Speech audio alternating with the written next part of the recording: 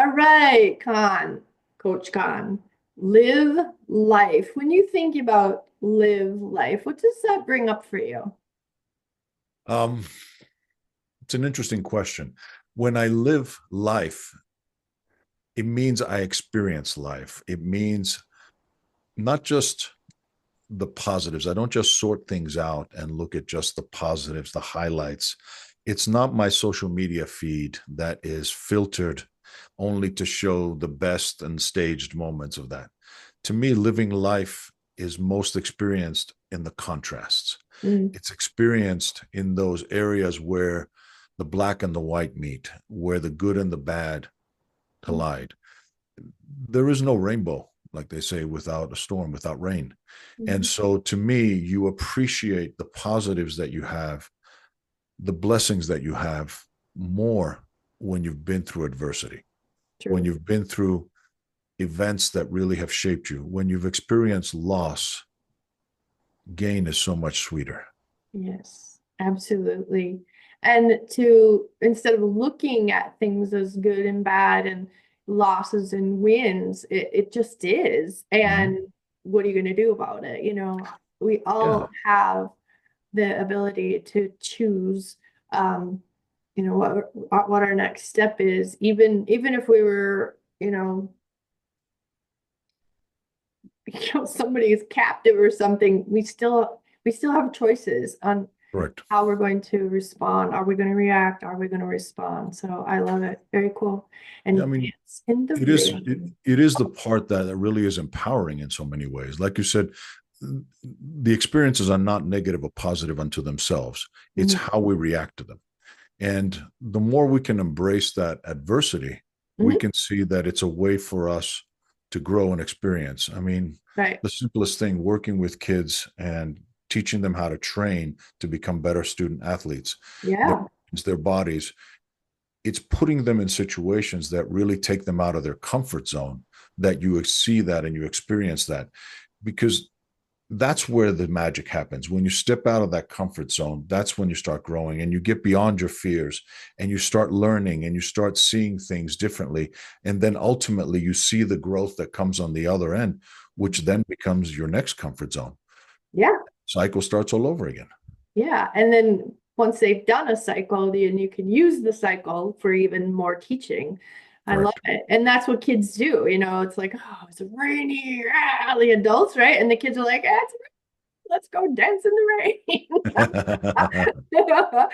And to do that as an adult, like we really just forget how much fun that can actually be. So yeah, I love that. Yeah, because we spend so much time trying to shield ourselves from quote unquote pain or from discomfort or from the unpleasantries of things, instead of really leaning into things and trying to understand, what is this teaching me? Instead of saying, why is this happening to me, and thinking like a victim, how Yep. can we embrace that and say, why is this happening for me? What is it trying to teach me?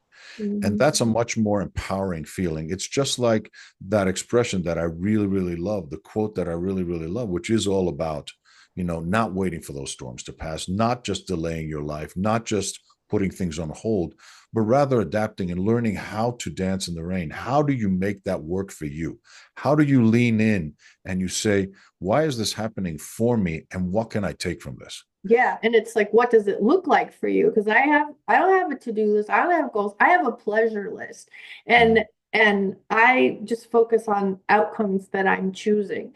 And that's been a huge difference in my life because goals were actually almost like to the point of shaming. And Mm, I also did write goals for kids in special ed. So yeah, goals, I didn't like them. I usually taught around them.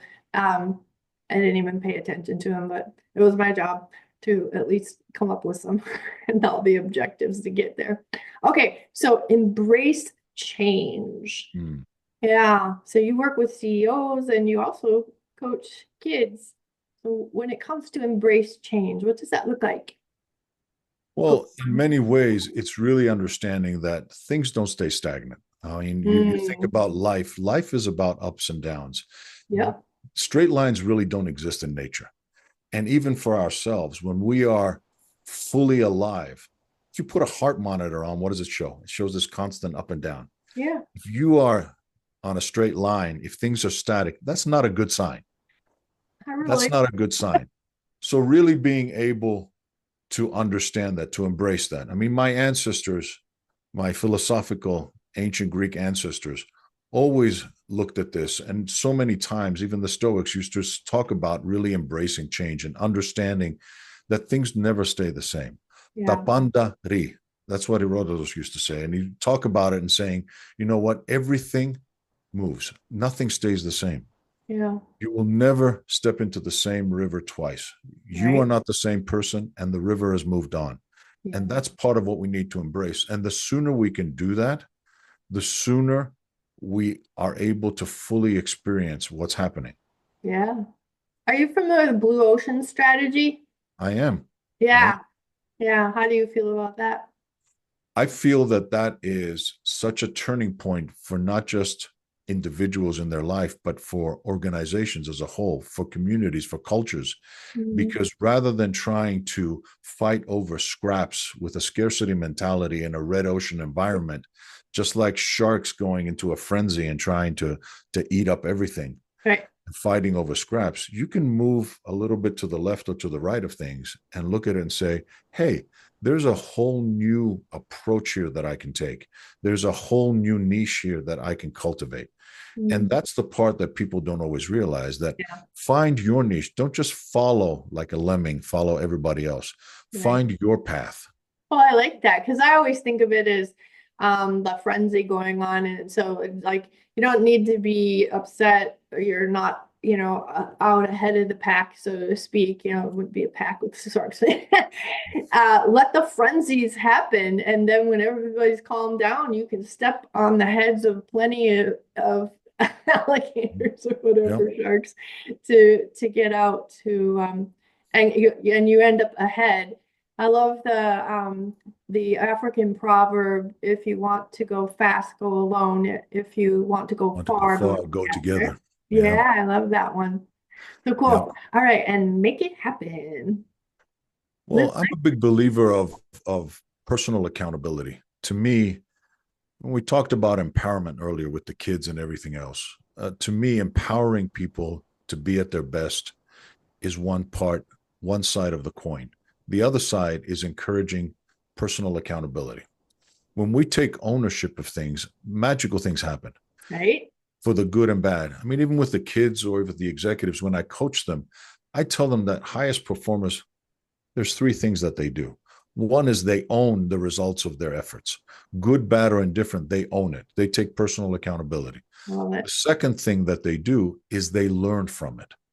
And especially the things that didn't go well, the mistakes, they learn most from those things.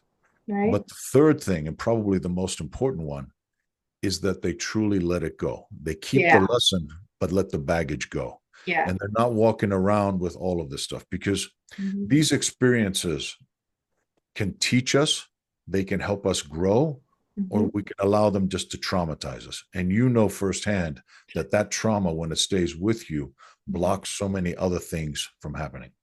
Yeah, absolutely. Mhm. I love it. Thank you so much, Con.